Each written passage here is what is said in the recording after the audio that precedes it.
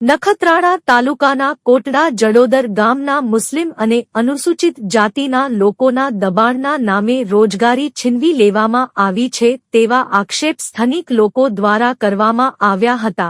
જ્યારે અબડાસા વિધાનસભાના ધારાસભ્ય શ્રી દ્વારા વિધાનસભામાં સરકારને રજૂઆત કરવામાં આવી હતી કે અબડાસા વિધાનસભા વિસ્તારમાં બિનજરૂરી કારણ વગરના દબાણો ન હટાવાય તેમજ કારણ વગરના નાના ધંધાર્થીઓના દબાણ ન હટાવાય જેથી લોકો બેરોજગાર ના બને તેમ છતાંય દબાણના નામ ઉપર રોજગારી હીનવાનું કામ તંત્ર દ્વારા થઈ રહ્યું છે તેવા ગ્રામજનો દ્વારા આક્ષેપ કરાયા હતા। જ્યારે સ્થાનિક લોકો એ બહુજન આર્મીના સંસ્થાપક લખનભાઈ ધુવાનો સંપર્ક કરતા લખનભાઈ ધુવા જગ્યા ઉપર આવી અને સ્થાન લોકોની સાથે મુલાકાત કરી સ્થળનું નિરીક્ષણ કર્યું હતું તેમજ ટર્મના દ્વારા કહેવાના આવ્યું હતું કે બિનજરૂરી લોકોના દબાણ દૂર કરી લોકોની રોજગારી તંત્ર ન હીનવે। જો તંત્ર દ્વારા પોતાની રોજગારી મેળવી ગુજરાન ચલાવતા લોકો પર જો અત્યાચાર થશે તો ઉગ્ર આંદોલન કરવાની સરકારને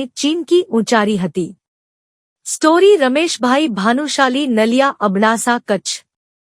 એક ગામ છે નખત્રાણા તાલુકાનું કોટડા જડોદર છેલ્લા 4 દિવસથી આ ગામમાંથી મને ફોન આવી રહ્યા છે કે ભાઈ અમારા દબાણના નામે અમારા ધંધાઓ તોડે છે। આજે હું અહીંયા આગળ સ્થાનિક આવ્યો છું, આટલા લોકો એકઠા થયા છે। 8 દબાણ એ પણ માત્ર ને માત્ર અનુસૂચિત જાતિ સમાજના અને મુસ્લિમ સમાજના લોકોના દબાણના નામ ઉપર એમના ધંધા ખેરવિખેર કરવામાં આવ્યા છે, એના ઘર તોડવામાં આવ્યા છે। આપણે એમ સમજી શકીએ કારણ કે ધંધો હોય તો જ ઘર ચાલી શકે। આજે આટલા લોકો છેલ્લા 4 દિવસથી ફોન કરે છે અને ખાસ મુદ્દાની વાત તમને એ કહું કે અબડાસા વિધાનસભાના ધારાસભ્યએ સરકારને લેખિતમાં રજૂઆત કરી છે કે સાહેબ બિનજરૂરી દબાણ હોય એ તોડો, બાકી જે ધંધાર્થીઓ છે એમના દબાણ તોડવામાં આવે નહીં। છતાંય પણ આ નાલાયક સરકારના અધિકારીઓ દ્વારા આ ધંધો 8 જણાના જે દબાણ તોડવામાં આવ્યા છે, જે અનુસૂચિત જાતિના છે, મુસ્લિમ સમાજના છે, બધાનો ધંધો છે। જો ધારાસભ્ય એમ કહેતા હોય, સરકારને લેખિતમાં રજૂઆત કરતા હોય કે ધંધાવાળાના દબાણ તોડવામાં આવે નહીં, તો પછી આ તંત્રને કોણે ઓર્ડર આપ્યું છે? શું સાંસદે ઓર્ડર આપ્યું છે કે ગાંધીનગરથી ઓર્ડર આવ્યું છે કે કલેક્ટરે ઓર્ડર આપ્યું છે આ 8 જણાના દબાણ તોડવાનું? આ સરકારને અને ખાસ કરીને આ તંત્રને શરમ આવી જોઈએ કે જ્યાં કને મુસ્લિમ રહેતા હોય, જ્યાં કને અનુસૂચિત જાતિના રહેતા હોય એમની રોજગારી છીનવવી।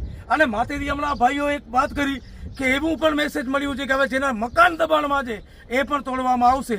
તો ભાઈ હું તમને કહી દઉં છું, હવે આવીને બતાવો તો ખરા, હું આમની સાથે છું, તમે આવીને બતાવો। હવે આ દેશમાં શિક્ષણ, આરોગ્ય, રોજગારી આ જવાબદારી છે આ સરકારની। એક તો તમે ધંધો રોજગારી આપતા નથી અને જે કરે છે એમને તોડી પાડો છો। કરો અહીંયા કને ગૌચર જમીન આવડી પડી છે, ગાયોના નામ ઉપર જે રાજકારણ ભાજપ સરકાર કરી રહી છે, ગાયોનો જે ચરો છે એ આ કંપનીઓ ખાઈ જાય છે, કરો એના દબાણ દૂર હટાવો। એ ગૌચર દબાણ કરી બેઠી છે કંપનીઓને, એ નહીં હટે તમારા પાસેથી। મારી સરકારને, સાંસદને અને ધારાસભ્યોને વિનંતી છે કે તાત્કાલિક ધોરણે આ જ જગ્યા ઉપર આમનું જે નુકસાન થયું છે એ ભરપાઈ કરીને પાછી આને જગ્યા ઊભી કરવામાં આવે। હું 15 દિવસનો સમય આપું છું તંત્રને।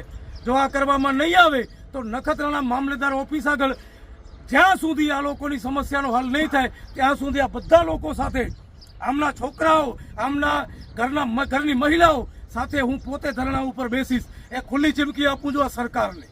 અને રહેમ કરો, કદાચ એક વ્યક્તિએ કોઈએ ગુનો કર્યો એનો મતલબ એમ નહીં કે આખો એના પરિવારને રજળતો મૂકી દેવો। આ લોકોમાંથી કોઈ ઉપર ફરિયાદ નથી, કયા દબાણ દૂર કર્યા છે? એવા તો બીજા ગામમાં ઘણા દબાણ છે, એને તો કોઈ દિવસ તમે જોતા નથી। કેટલા દબાણ બતાવો, કેટલી ગૌચર જમીન આ જગ્યા ઉપર તમને બતાવો, આ જ ગામમાં સરપંચ શું મરી ગયા છે? શરમ નથી આવતી સરપંચ તમને? તમારી સમાજના દબાણ દૂર થઈ ગયા છે અહીંયાથી। સરકારને ખુલ્લી ચેલેન્જ આપું છું કે 15 દિવસનો સમય છે, 15 દિવસમાં આ લોકોને રોજગારી આપો, નહીંતર મામલતદાર ઓફિસના દરવાજા ઉપર ધરણા કરશું અને તાળાબંધી કરવી હશે તો તાળાબંધી પણ કરવા માટે તૈયાર છીએ।